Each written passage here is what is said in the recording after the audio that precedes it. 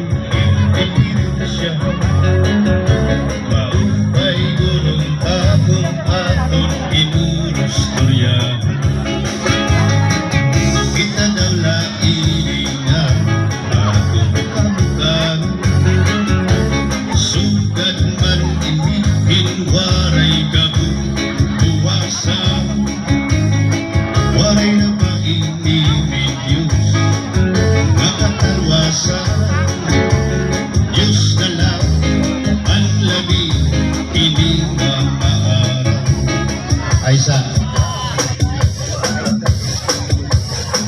Baik gabi ka rin yung daday, kinitisting lang sa ninamuha, kay murag pa matuhaya mo diri. Kay ka rin yung sa nga banda po nga datong bisita taga Bilyaba, wa pa matuhay yun eh. Wa pa matuno. Murag di pa ni klaro yun, ha?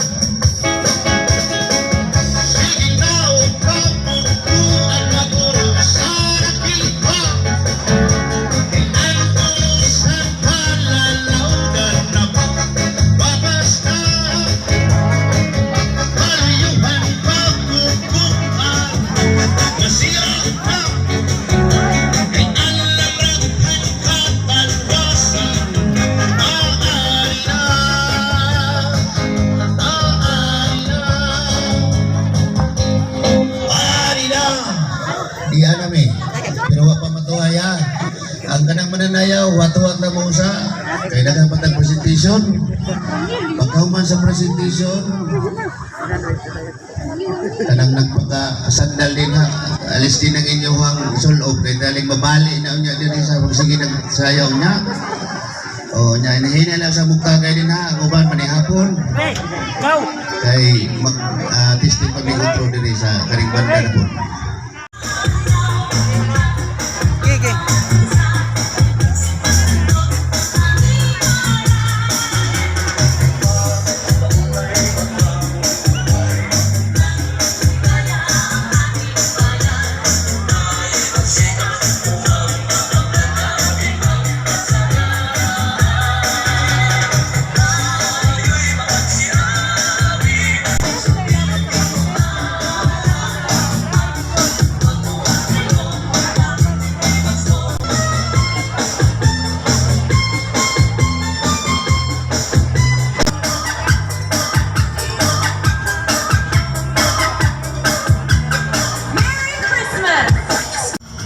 To us a son is given, and the government will be on his shoulders, and he will be called Wonderful Counselor, Mighty God, Everlasting Father, Prince of Peace. But the angel said to them, "Do not be afraid. I bring you good news that will cause great joy for all the people. Today, in the town of David, a Savior has been born to you. He is the Messiah, the Lord. This will be a sign to you. You will find a baby wrapped in a cloth and lying in a manger."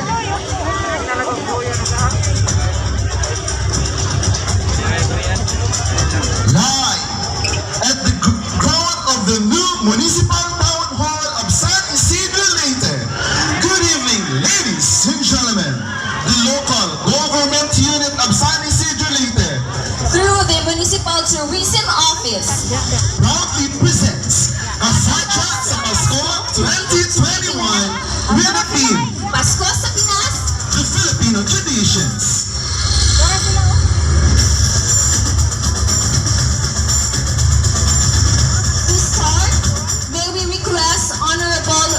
Rolando Piamonte Sr. for a prayer to be followed by the singing of our Philippine National Anthem. Please all rise.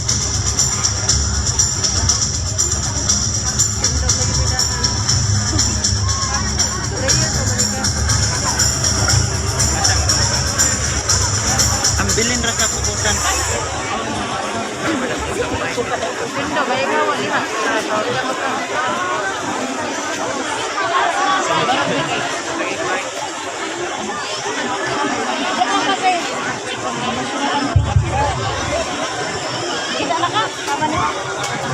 Palihog sa pagtindog, yung sa pagkadiyot, o atong inuko ang atong mga ulo, o atong pamalandungan,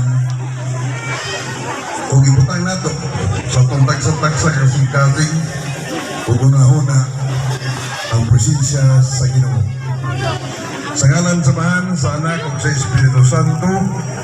Amen. Nangito na mong amahan, ini kagabion, among ituno niya kanimo, among nagong pagdaig ug pasalamat. Sa pag-usapa, niningon ang gabi sa pagsugat namo sa adlaw sa mong kaluwasan.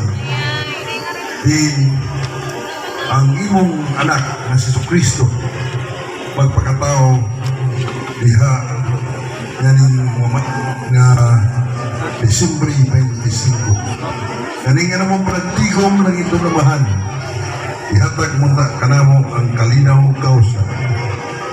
Daghang kay salamat sa mga grasya nga imong ihatag, sa mga kayuhan nga imong ihatag kanamo, sa mga tagsa-tagsa ng mga pamilya na karong panahon na nagkahiusa kami nining among dapit karon sa kong gingon pagsaulo na ng adlaw sa katawhan ni Jesus. Ginautot na Ginoo kanining adlaw nining gabiuna sa una namong pagpaabot sa imong bugtong anak.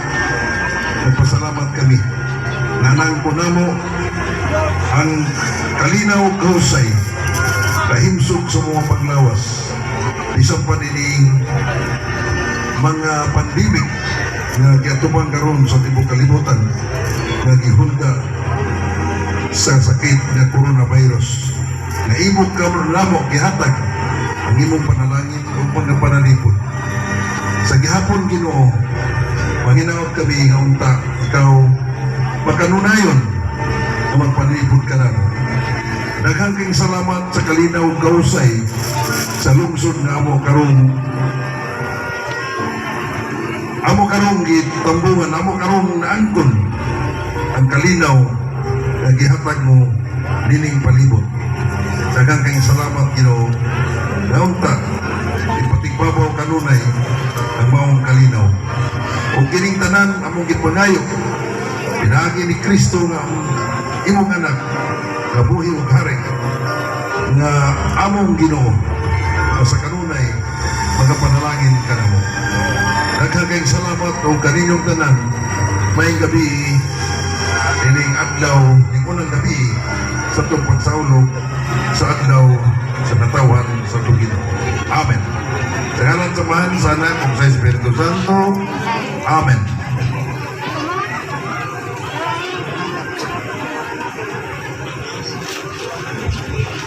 Please remain standing for the singing of our Ato Philippine na sa kwan. National Anthem. Dito na sa projector. Kung na ay flash. Kung na ay flag. Kung wala may flag.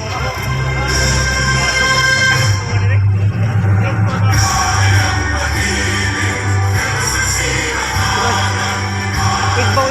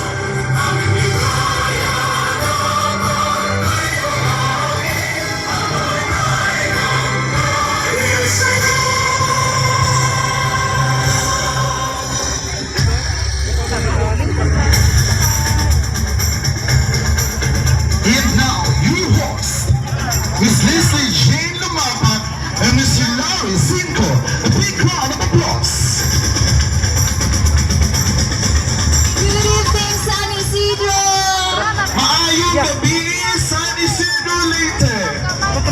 Ayan, Ma'am Leslie. Grabe ang tao. Ano? Lagi sir, grabe. Makakultaog sa mo. Okay, so we would like to thank our local government unit of San Isidro Leyte, headed by our beloved municipal mayor. A round of applause to Mayor Remedio Bebot Veloso. We would like also to acknowledge the presence of our Sangguniang Bayan members. We have here Honorable Rolando Piamonte Sr. Honorable Carmichael Jumbo Villarino. We have also here Honorable Justicio Apasible Honorable Cecilia Cabajo. and Honorable Cecilio Icalia. Yeah, big round of applause. Also, we have our ABC President, of course, Attorney Rem Birel Veloso. We have here also Mr. Emmanuel Serwingwing Veloso. And the sponsor is serving Yes. And we would like also to thank his better half, Madam Emil Veloso. A big round of applause. And also, Ma'am Leslie, the better half of our municipal mayor, Madam Eileen Veloso. Big round of applause.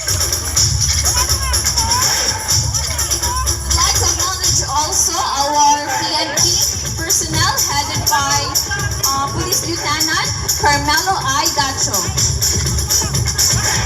And of course, our BFP headed by Fire Marshal Buranday. A big round of applause. To our department heads, appointed officials, good evening, ma'am and sir.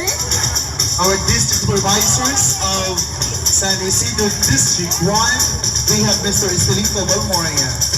Big round of applause also. For our school district 2, we have here also Mr. Diomedes Espina. Good evening, sir.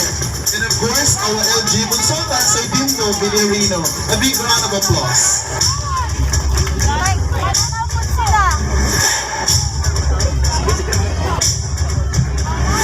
We have also here our provincial board member of the 3rd District of Leyte.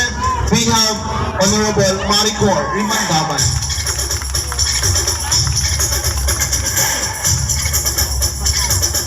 The 3 Poblacion barangays, we have here who are here tonight. We would like to acknowledge from Barangay Crossing Chairman, we have Honorable Wildegardo Enriquez. A big round of applause. We have here also the barangay chairman of Kapinyahan. This is Honorable Magdalena Cabalquito. And of course, the Barangay Captain of Barangay Bawod, Honorable Paulino Villarino Jr. A big round of applause. And of course, Ma'am Leslie, our municipal administrator, we have Mr. Carlo Pasito, JP Villarino. A round of applause. And lastly, of course, mga tamaan niya karon, ma'am and sir, the people here in San Isidro, maayong gabi, kanatong tanan. Visitors from nearby municipalities from Leyte.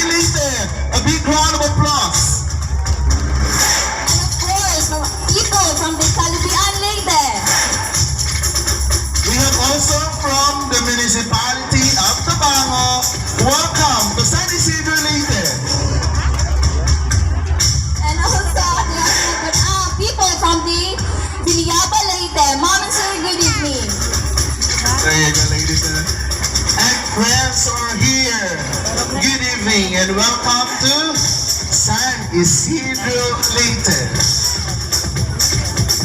Ladies and gentlemen, let's have now the ceremonial Kasadya sa Pasko 2021 Christmas lighting in a count of 10, 9, 8, 7, 6, 5, 4, 3, and 2, and 1.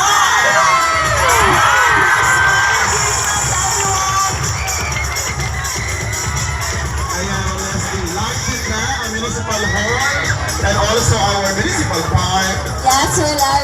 Christmas villages and our giant Christmas tree at the center island. Ayan. So big round of applause. Thank you to the local government unit of San Isidro. Ayan. Christmas is just around the corner, and it is the most joyous time of the year. The Christmas season should be an occasion for thanksgiving and rejoicing. It also provides us the opportunity to imitate and live out the virtues which the Lord Jesus exemplified during His life here on earth, such as humility, simplicity, and obedience. Amidst this pandemic, may we all still jolly for this season and be reminded that Christmas is a season of praise and gratefulness for the incarnation of God Jesus Christ and that continues through the day of Epiphany. The name Christmas comes from the season's first service, the Christmas, the Christ Mass. Epiphany comes from the Greek word epiphania, which means manifestations. Therefore, we celebrate Christmas as a symbol of love and happiness. This is Asadya sa Pasko 2021! A round of applause, ladies and gentlemen. Na-shock ako mga audience. To formally welcome us for tonight's opening salvo, may we call on for his welcome address the first councilor of the municipality of San Isidro, Honorable Carmichael Jumbo L. Villarino. A round of applause.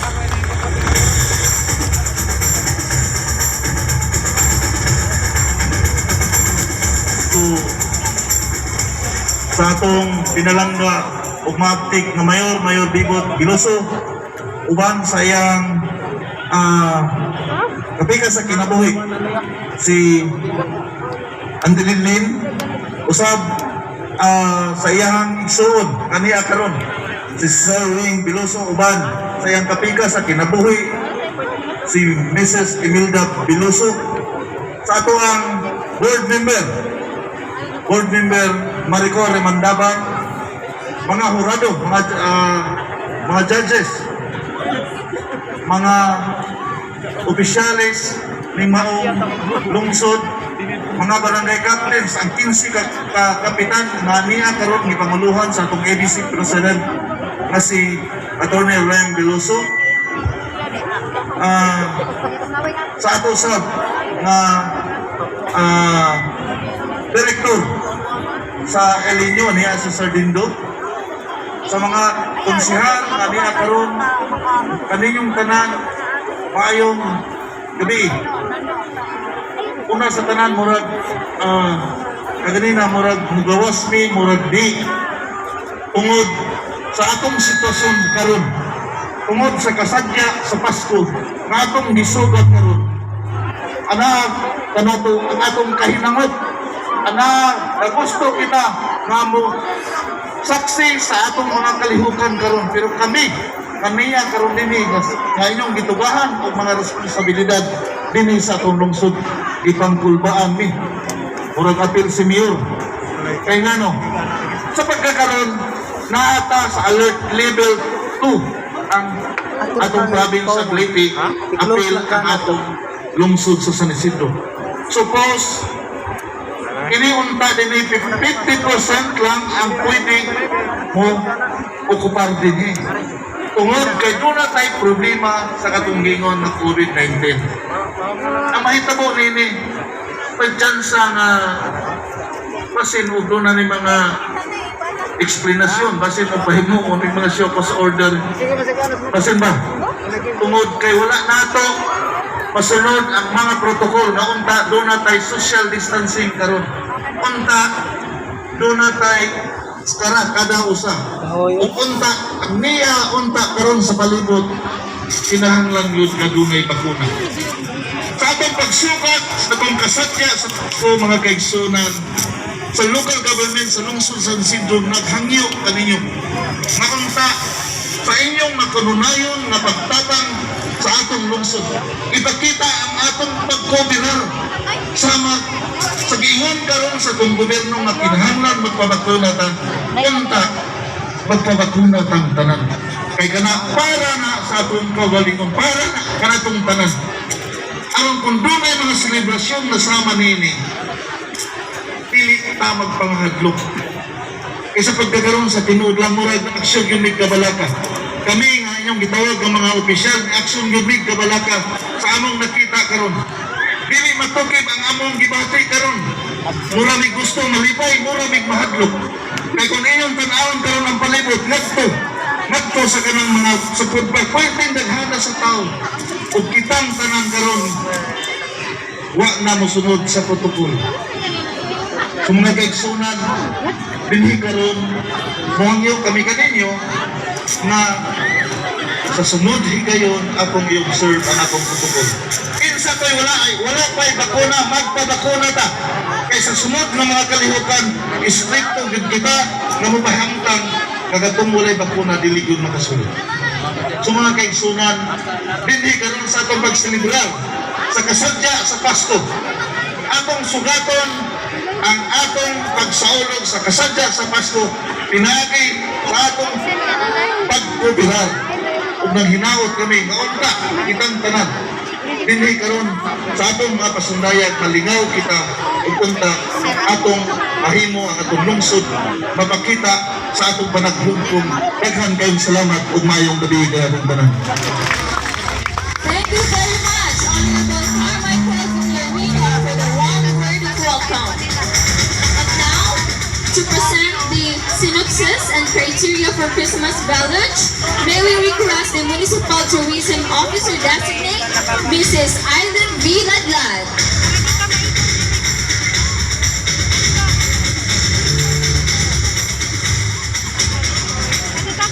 Ngayong gabi sa tanan, ug daghang kayong salamat sa inyong pagtambong ngadto sa atong pinalanggang mayor, Honorable Mayor Bebot Veloso, ug uban sa iyahang igsuon na si Sir Weng Veloso, elected officials, atong mga bisita, mayong gabi. Mao kini ang synopsis and criteria sa pag-judge sa atong Christmas Village. For this year, kasadya sa Pasko 2021, our theme is Pasko sa Pinas, the Traditions.